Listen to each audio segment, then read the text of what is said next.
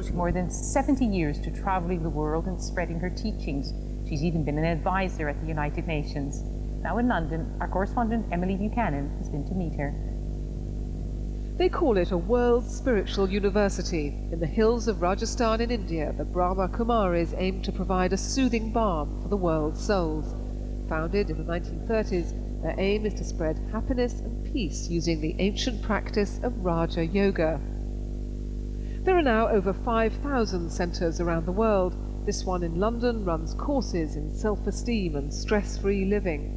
The head of the movement is Dadi Janki, a kind of spiritual firewoman with an ambitious agenda to quench the flames of personal and global conflict. But many might ask where a 92-year-old gets such stamina. अपना time, money, energy कभी waste नहीं किया है. I always make sure that all my energies are used in a positive, constructive way. This is the way in which we can help ourselves and help the world.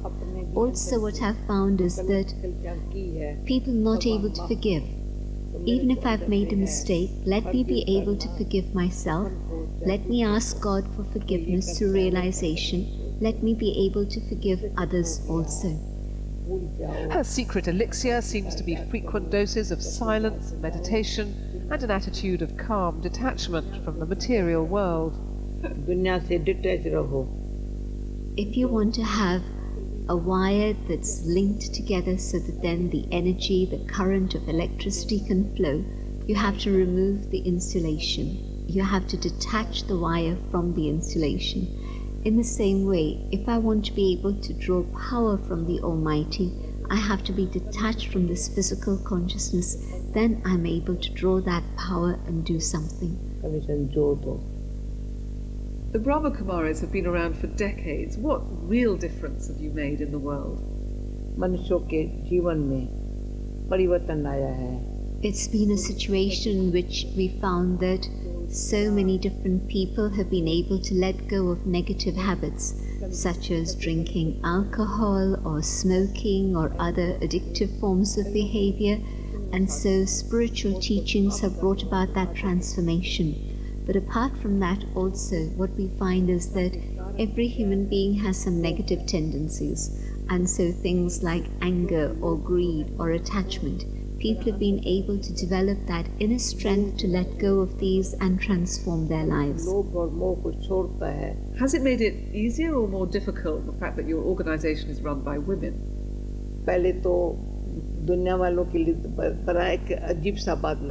The whole world thought that this was crazy, and they told us that this is all crazy, and yet we knew that that was not so. And women have two intrinsic qualities that are inherent within them: compassion and honesty. But then there's one particular defect which causes hindrances, and that is attachment. And so God made sure that we were able to awaken the inner power and be able to emerge the compassion and the truth, and be able to deal with the negative thing of attachment, so that then we would have the capacity and the power to be able to serve the world.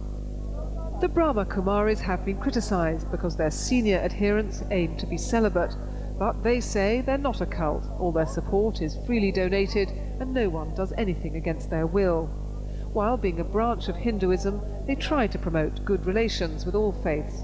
In fact, with religion so much under attack, they hope to revive faith in faith itself.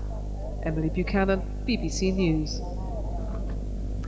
And now a designer has come up with a novel way to save space in Hong Kong, where, as you may know, living in cramped